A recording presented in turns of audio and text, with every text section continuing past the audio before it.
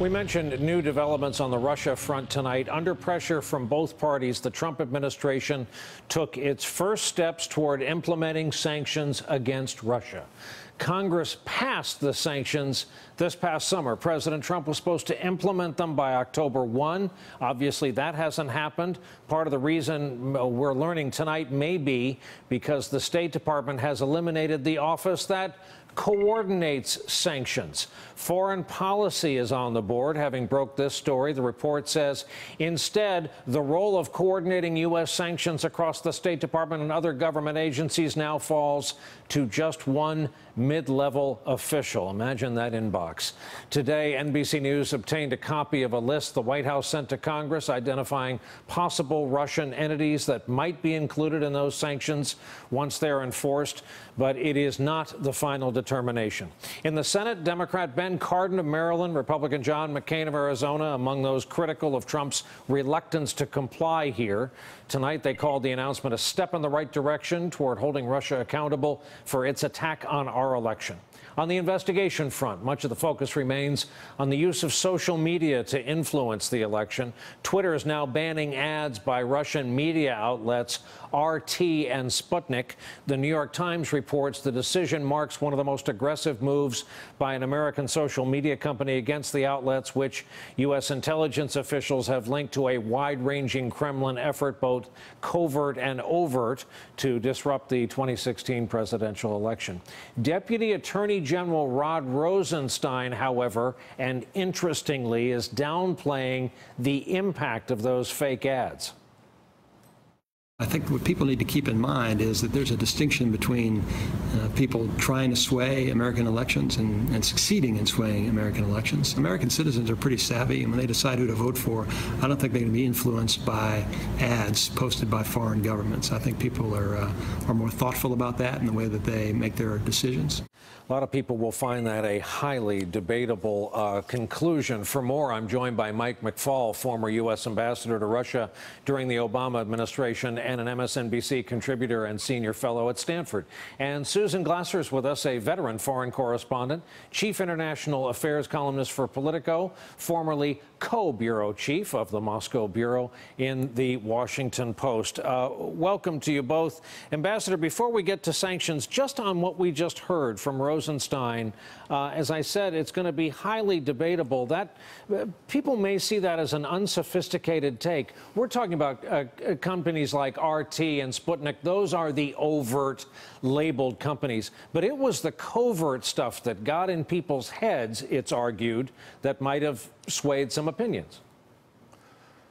Well, Brian, there were multiple methods that the Russians used to sway voters in 2016. The statement he made, it's a social science question to look at causality, to look at, what we're trying to sway voters. But to just say kind of offhand, voters are sophisticated, they don't even know. Let's be a couple of things. First of all, when you use ads on Twitter, you don't know. You don't see that. That's right. That's the way Twitter works.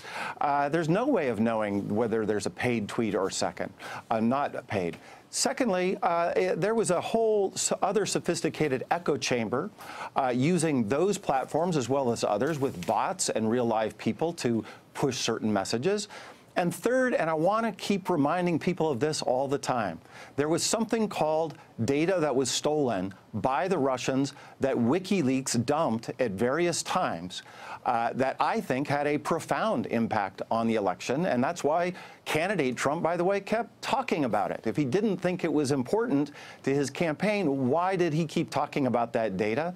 And if you put that all together, then we're talking about what the Russians were actually doing in 2016, not just one tweet or one bot. And now, Ambassador, allow me to steer this Aeroflot aircraft back to the subject of, of sanctions. You got me going there, Brian. I know. It's my fault. I asked for it. And Susan, thank you for your patience. I'll get to you in just 1 second. Do these sanctions have teeth? A lot of people are now bored by the use of the word sanctions. How do they normally work in normal times? Well, I think it's, it's good news that they finally are moving forward. And by the way, it's just the first step in a long process to actually putting new sanctions in place, but it's better than not. And if they only have one person in the sanctions office, I understand why there's a delay. In terms of measuring the impact of sanctions, that's also a tough question. I think most economists believe that it's some percentage. We debate that, here at Stanford, whether it's a 0.5% of GDP or another percentage. But I think there's two parts that people forget about when they try to measure that.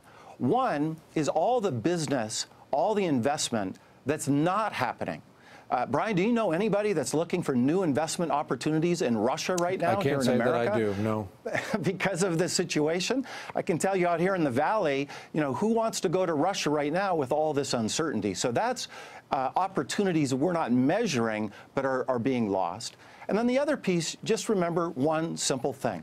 Vladimir Putin is trying to lift the sanctions. He wouldn't be trying to lift the sanctions if he didn't think they were having an impact. Susan, same question. What would this be like during normal times? Well, these are not normal times, although you could argue this is the new normal, and that actually under both President Trump and President Obama before him, President Putin has really turned to a much more aggressive stance when it comes to his criticism of the United States. This intervention in the 2016 election is still shocking to us, but at the same time, it's not entirely surprise. It was consistent with how President Putin has been operating in other countries that he's seeking to destabilize and to influence. And so, what I find about the sanctions and also the move by Twitter and American social media companies to sort of very belatedly come to terms with this intervention in the U.S. election. It's already been a full year, basically, since the 2016 voting. We're still talking about these sanctions as our very first concrete response and retaliation for that, and they haven't even been implemented yet. So you're asking, what's the impact of these sanctions?